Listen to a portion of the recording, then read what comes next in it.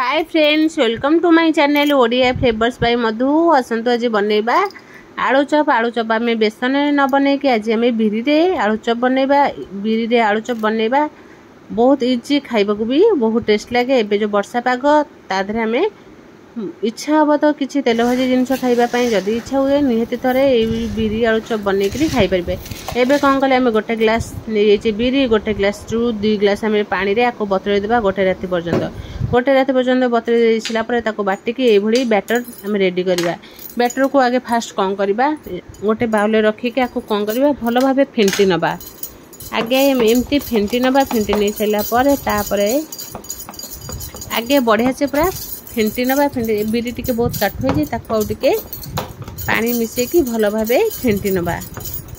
बिरी फेंटीबाटा निहाती जरूरी। बिरी जिते फेंटे आमर आलू चपटा से टेस्टी हम खाइबा को बहुत बढ़िया लगे। बिल्कुल भी बिरिया लगे ना, कहीं आम आधे सुजी मिसेबा बहुत टेस्ट लगे। ए देखो बिरी आमर बढ़िया से फेंटी गलापर एवं कौन करवा आम टे भुर्संग पत्र काटिक पकई देते। अधा स्पून जीरा, स्वाद अनुसार लुण पकईकि आपको भल भाव गोल नवा।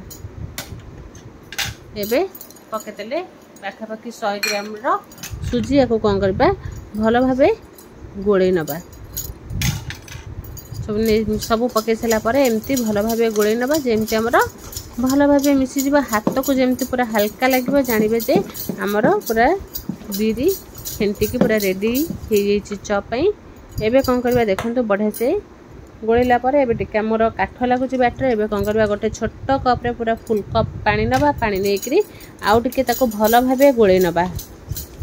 बिरीटा फेंटा निहाती जरूरी, कहीं आलू चप बनैबा टिके पानिया बैटर हेले आलू चप बनैबा को बहुत इजी और सहज हम। देखो ये भाव आमर बैटर पूरा रेडी हो। एबे आकु बिना सोढ़ा बिना इनरे आम प्रस्तुत करवा आज बिरी रे आलू चप। एबे आमर देखो बढ़िया से आमर फेंटी गलापर आपको हाथ में एमती साइज करदे। साइज करके आपको कौन करवा घोड़े 10 ରୁ 15 मिनिट छाड़ीदबा। 10 ରୁ 15 मिनिट छाड़ी दे सारापर एबे कौन करवा गैस ऑन करके कढ़ई बसैबा। कढ़ई गोटे स्पून तेल देदेबा। गोटे स्पून तेल दे सारापर एबे बादाम आम नहीं जाइछंती। बादाम आम 1 ରୁ 2 स्पून बादाम नहीं जाइछंती। बादाम को आगे भल भाव भाजी नवा जमती आम पूरा आपको बादाम को आम पोड़ानी पूरा रेड कलर हवा पर्यंत बादाम को भाजवा। देखिए बादाम आम कलर चेंज हो गला एबे कौन करवा एबे बादाम आम पूरा आस्ते आस्ते हो आसलानी। एबे कौन करवा 2टा कंचा लंका एमती काटिक नहीं कंचा लंका को पकईकि आउ टिके भाजी नवा। एबे कंचा लंका पकई सारापर राग आपण चॉइस रे राग जदि बेसी खाऊं राग पकई पारे, नहले लंका टिके कम पकेले बहुत बढ़िया लगे। एबे आधा स्पून आम जीरा पकईदे। आधा स्पून जीरा टिके भाजी गलापर एबे पकईदेबा आम भुर्संग पत्र एमती गोटा न पकई काटी नहीं पकईबा। छोट छोट पूरा पीस पीस कर काटिदेबा। काटी दे सारापर पकईबा।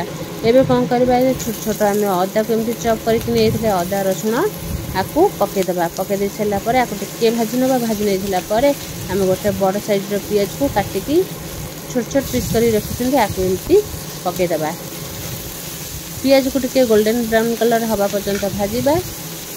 पियाज टिके भलसे भाजी गले टिके भल लगे, कहीं कंचा कंचा थे पाटी टिके कंचा बाजिले भल लगे। चौधरी जमती आम एबे कौन करवा आम नहीं 3 फाड़ आलू। आलू को एमती भल भाव चकटी नवा। चकटी नहीं कौन करवा भल भाव आपको गोलेदेबा।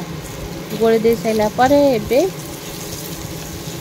देखो बढ़िया से गोली होगला। गोली होगापर एबे से स्वाद अनुसार लुण, हल्दी पाउडर, जदि मसला चाहिए दे पारे जीरा पाउडर, धनिया पाउडर, गरम मसला सब पकई पारे।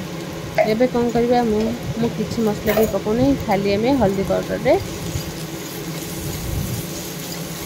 हल्दी और लुण पकईकि भल भाव आपको नहीं। एबे कौन करवा देखो आलू को भल भाव चकटिकी आपको कौन करवा ठंडा हवा को छाड़ीदबा। ये आम ठंडा हवा को छाड़ी दे सारापर आपको भल भाव आपको गोले नहीं सारापर आपको भल भाव ठंडा हवा को छाड़ीदबा। ठंडा हो गलापर एबे कौन करवा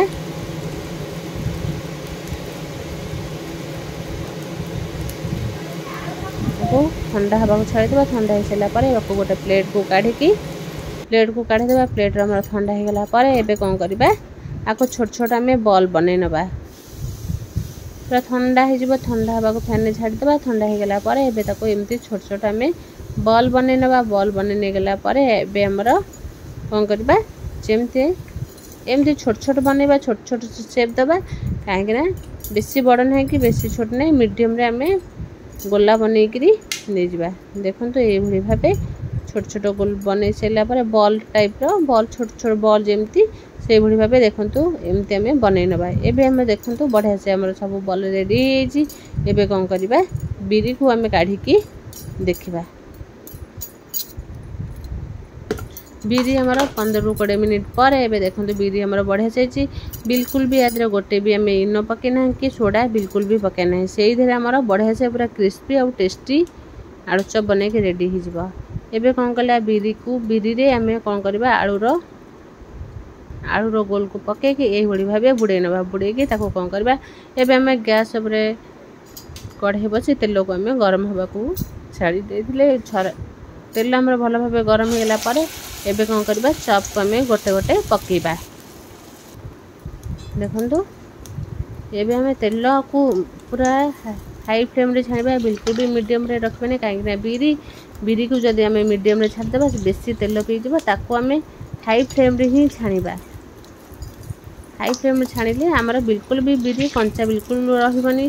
पूरा देखिबे बहुत टेस्टी आउ पूरा क्रंची आउ टेस्टी भी हमर आलू चप बने की पूरा रेडी हो जिवो। एबे देखंतु बढ़िया से हमर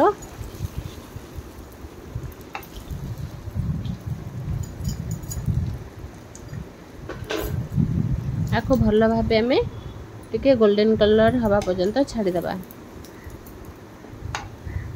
एबे देखंतु पूरा हमर देखा जाउची जेमति खाइबा को मध्य बहुत टेस्टी आ बढ़िया लागबा। एबे जो वर्षा पाग होउची निहत हमर जेमति हमर संध्या 4टा कि 4:30 हे जिवो निहति हमर तेल भाजी जिंस खाइबा को इच्छा हुए। इच्छा हेले निहति थरे एई भली टेस्टी आलू चप बने की घरे भी हमें खाइ परिबा। आलू चप सहित हमें घुगुनी कि किछि न खाइ के आगा सहित खटा मिठा रो तेंतुली रो खटा मिठा चटनी सहित बहुत बढ़िया लागियो। जदी तेंतुली चटनी न बनै परिबे ताले टमाटो केचप सहित खाइबे बहुत बढ़िया लागिबा। एबे हमर देखंतु आलू चप पूरा रेडी हेची। एबे कोन करबा आउ तेल पूरा हमर बढ़िया से गरम हेची। आउ थरे हमें पके देबा। आउ थरे पके देबा। एबे हम देखंतु पके सैला परे एबे देखंतु संग संग हमें पकेले पूरा कलर पूरा चेंज हेची। बिल्कुल भी हमर कंचा को भांगी की देखिबे बिल्कुल भी कंचा रहिबो नाही।